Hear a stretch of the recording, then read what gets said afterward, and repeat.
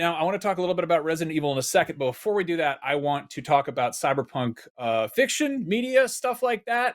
I'm a huge fan of cyberpunk. I adore it. I inhale it. I've read and watched and consumed so much of it, and playing through Phantom Liberty just reminded me of a bunch of stuff that I love and adore. So I figured I could kind of share that with our viewers and listeners. If you're looking for something to throw on as an audiobook or something to throw on in the background, here we go.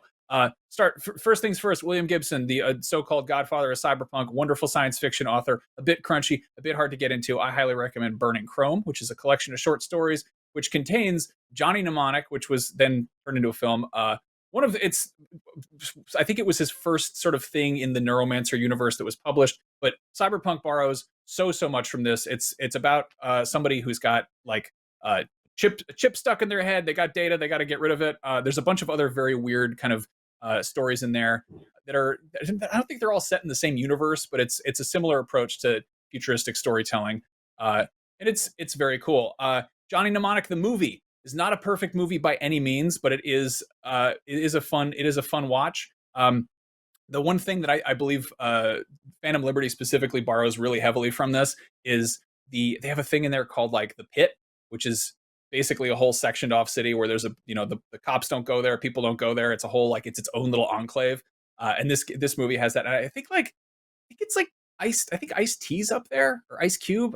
Not Ice Cube. I think it's Ice-T, but I get it mixed up when he's a kangaroo in Tank Girl, which came out I think the same year. Anyway, Johnny Mnemonic is cool. Another William Gibson story I love is A Virtual Light, which is, I would say, a lot more accessible than Neuromancer and some of his earlier stuff. This is maybe my favorite of his. In this case, the entire San Francisco Bay Bridge has been basically wrecked by an earthquake, and so people move onto it and create their own city, not unlike Dogtown. And it's pretty much like the kind of thing where, the cops don't go there and the government doesn't mess with it, and people are kind of scared of it. And then it's a bit about like one. Can't imagine that in San Francisco. Dude, this book is honestly, it is extremely bittersweet to read this while living in the Bay Area in this day and age, because it's got a lot of similarities there. A lot of low life, high tech, gross disparity between classes and all that. Speaking of which, Neal Stephenson, another phenomenal cyberpunk writer.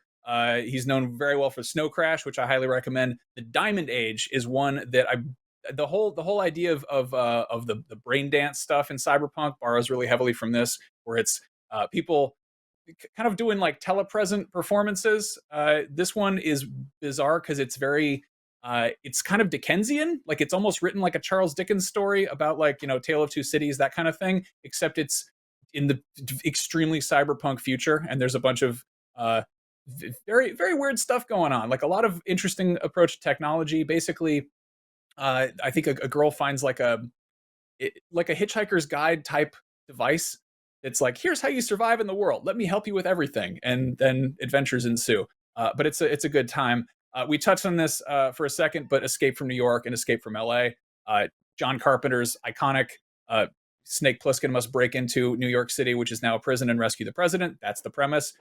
Metal Gear Solid borrowed really heavily from this, and I feel like Phantom Liberty does too, but in a really kind of interesting way that almost feels like a simultaneous nod to the stuff that Metal Gear introduced to games, but also like the story of this and the tone. And the first one, Escape from New York, is a little bit rough around the edges. It's got some B-movie energy to it. Killer soundtrack, very good. Escape from LA is like kind of the same story and with a lot more 90s attitude. Brian, you mentioned the basketball scene. Kind of a goofy movie, but it's also really fun. It's still it's a blast. It's not as good, obviously, but it's super fun.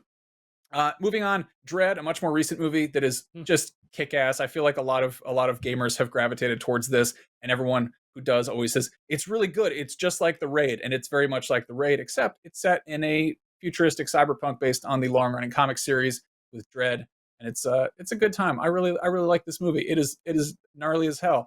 And then finally, if you're into history, check out Kowloon Walled City, which is an actual real life, or was rather, cyberpunk enclave in Hong Kong that was just this massive blocks wide section of buildings that kind of grew together and became this like ungoverned space where it was like ruled by gangs, and like people did their own dentistry, and there was a bunch of drug abuse and prostitution and weird stuff going on, but also a bunch of normal people just lived there. So kind of like Dogtown in that sense.